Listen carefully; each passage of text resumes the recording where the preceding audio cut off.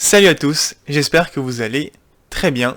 Pendant que les sélections nationales se préparent au tour qualificatif pour la Coupe du Monde et une semaine après la fin des huitièmes de finale de la Ligue des Champions, il y a une autre Ligue des Champions qui va voir ses phases finales commencer, c'est la Ligue des Champions féminine. Et donc avant de vous parler des qualifications pour la Coupe du Monde, j'ai envie de vous présenter un petit peu cette Ligue des Champions féminine. Dans cette vidéo, on va revenir sur les origines de cette Ligue des Champions féminine, de ses évolutions de format, quelques fun facts, et bien sûr on va parler de l'édition de cette année et des quarts de finale qui commencent donc dès ce soir. Alors évidemment, le football féminin a mis beaucoup plus de temps que le football masculin à se développer, il y a encore pas mal de retard d'ailleurs malheureusement.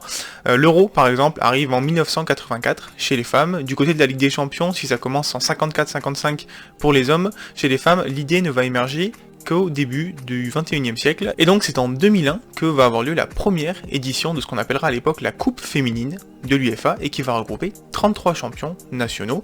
Alors après un tout petit tour préliminaire pour éliminer une équipe, il reste plus que 32 équipes, une phase de groupe 8x4, les premiers sont qualifiés pour des quarts, demi, finale, et c'est le FFC Francfort qui va s'imposer pour la première fois dans la compétition face au club suédois d'Umeå ICA qui va ensuite remporter les deux éditions suivantes.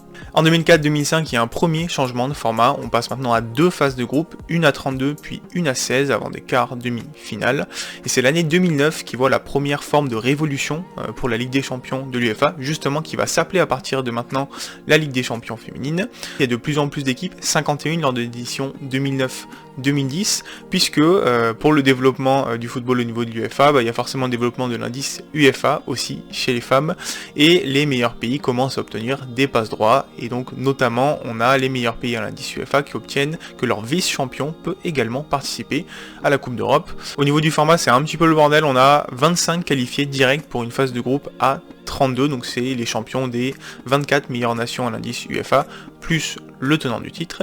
Les autres équipes s'affrontent dans une sorte de phase de groupe à 28, il y a 7 groupes de 4, et qui va donc sortir les 7 premiers, 7 qualifiés, qui rejoignent les 25 autres, donc 32 qualifiés qui vont s'affronter ensuite en 16e, 8e, quart, demi et finale. Avant de passer sur l'édition 2021-2022 qui est une nouvelle révolution pour la Ligue des Champions féminine, on revient un petit peu sur les 20 premières éditions de cette compétition avec quelques infos, quelques fun facts. On a seulement 8 clubs différents qui ont remporté la Ligue des Champions. Loin devant, en tête, on a bien sûr l'Olympique Lyonnais avec 7 victoires devant le club allemand du FFC Francfort, le club suédois d'Umeå ICA, le VfL Wolfsburg et le FFC Turbine Potsdam ont 2 victoires chacun, alors que le Barça, Arsenal et le FCR Duisbourg ont une victoire chacune. En conséquence, au niveau des pays, on a 16 éditions qui ont été remportées par des clubs allemands ou français, 9 par des clubs allemands, 7 par des clubs français. On a ensuite la Suède, l'Angleterre et l'Espagne qui sont un peu loin, et le Danemark et la Russie ont réussi à placer une fois un club en finale. Allez, quelques petits fun facts, forcément l'Olympique Lyonnais a beaucoup de records, notamment celui du nombre de victoires et du nombre de finales consécutives disputées, 5 de 2016 à 2020. Sur les 8 clubs qui ont remporté la Ligue des Champions féminine, il y en a 7 qui ont réussi à l'emporter au moins une fois en étant complètement invaincus durant toute la compétition, c'est quand même assez impressionnant. La plus large victoire elle a attribuée au club chypriote de l'Apollon Limassol face au KS Kada, club albanais en tour de qualification 2012-2013. C'était une victoire 21 buts à 0. La meilleure buteuse de l'histoire de la compétition pour l'instant, c'est la Norvégienne Ada Egerberg, 56 buts dont 52 avec l'Olympique Lyonnais. La joueuse la plus capée en Ligue des Champions, elle est également lyonnaise, c'est Wendy Renard qui en est à 97 matchs disputés au moment où je fais la vidéo. On arrive donc sur l'édition 2021-2022 qui en fait en termes de format voit une deuxième révolution, sûrement la plus grosse d'ailleurs. Pour plus d'attractivité et notamment d'attractivité financière, l'UEFA a complètement repensé le format. Ça se sent notamment sur le cash prize qui a été multiplié par 4 cette saison et qui atteint la somme incroyable de 24 millions d'euros, qui est globalement 100 fois moins que la somme qui est attribuée pour la Ligue des Champions masculine, 2,1 milliards d'euros. Donc voilà, pour l'égalité, il y a encore pas mal de boulot. Au niveau du format, on est forcément sur quelque chose qui va être de plus en plus à l'avantage des grands pays à l'indice UEFA. Pour le coup, l'UEFA, aussi bien chez les hommes que chez les femmes, il y a un traitement d'égalité, les gros sont avantagés, point barre. On va être sur un format donc à 2 tours de qualification, ensuite il y aura une phase de groupe à 16 clubs, et puis quart, demi, finale. Aujourd'hui on en est au quart de finale. On est maintenant donc sur 72 clubs participants. Un même pays peut envoyer jusqu'à 3 représentants, ce qui est quand même déjà pas mal.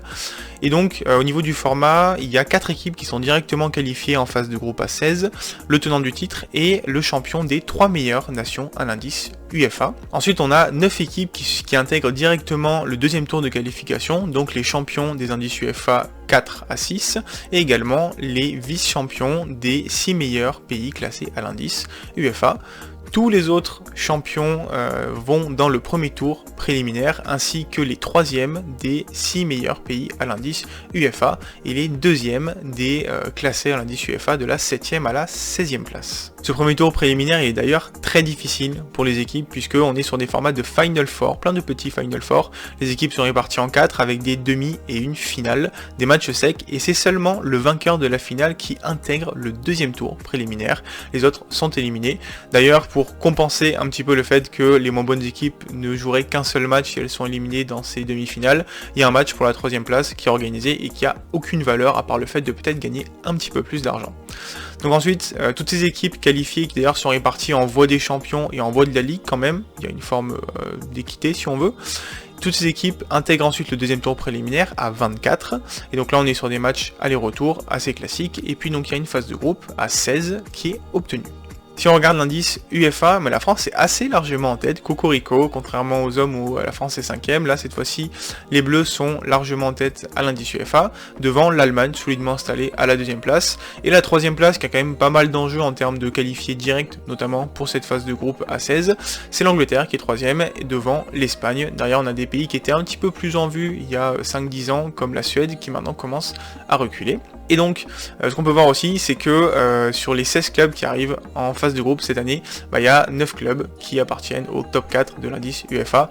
En fait, globalement, on a 75% des champions des petits pays à l'indice UEFA féminin qui disparaissent après le premier tour préliminaire. Donc voilà, en termes de sélectivité, malheureusement, c'est encore un modèle dont moi je suis vraiment pas forcément favorable. À l'issue de cette phase de groupe, on a 5 pays qui sont encore représentés.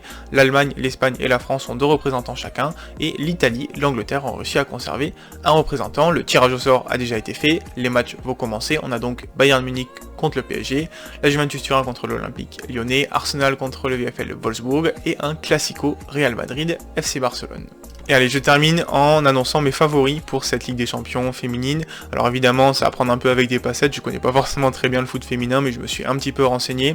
Le tenant du titre, le FC Barcelone, est assez logiquement favori pour conserver sa couronne, notamment parce qu'en championnat, il roule sur la Liga espagnole, 24 matchs, 24 victoires, 20 points d'avance sur le deuxième. On a également les clubs français, Lyon comme le PSG, qui veulent prendre leur revanche sur l'année dernière, notamment Lyon qui a perdu sa couronne l'année dernière. Les deux clubs sont assez largement devant en Ligue 1, alors même si au PSG il y a l'affaire au niveau de Amraoui qui en interne fait un petit peu bouger les choses, mais l'équipe reste quand même assez solide. On peut citer comme principal outsider Arsenal qui progresse d'année en année et qui cette année est en tête de la première ligue chez les filles, et également 2 autres outsiders à surveiller, ce sont les leaders des championnats allemands et italiens, Wolfsburg d'un côté juste devant le Bayern Munich, et la Juventus Turin qui est assez largement devant au championnat d'Italie. Ça y est, j'en ai donc fini avec ce que je voulais vous raconter sur l'histoire de la Ligue des Champions féminine, mais aussi sur l'édition actuelle qui est vraiment un tournant pour le développement du foot féminin, en tout cas du foot féminin en Europe. Je suis pas forcément fan du format qui est utilisé, mais c'est assez général au niveau de l'UEFA. Je suis pas forcément content de comment l'UEFA gère ses compétitions européennes, mais je trouve quand même que c'est une bonne chose qu'on arrive à développer un petit peu plus le foot féminin. Il y a encore un énorme chemin à faire pour ne serait-ce que s'approcher de ce qui se fait chez les hommes, mais je pense que ça devrait arriver à l'avenir. J'espère que cette vidéo vous aura plu. Si c'est le cas, comme d'habitude, n'hésitez pas à me le dire en commentaire, liker la vidéo, la partager, aussi vous abonner, c'est le meilleur moyen que vous avez de me soutenir pour le développement de la chaîne. On va parler évidemment des qualifications pour la Coupe du Monde très prochainement. Je vous laisse avec une petite question, forcément. Quel est votre favori pour la Ligue des Champions féminine cette année? Et je vous laisse et je vous dis surtout à très bientôt pour parler foot. Ciao ciao tout le monde.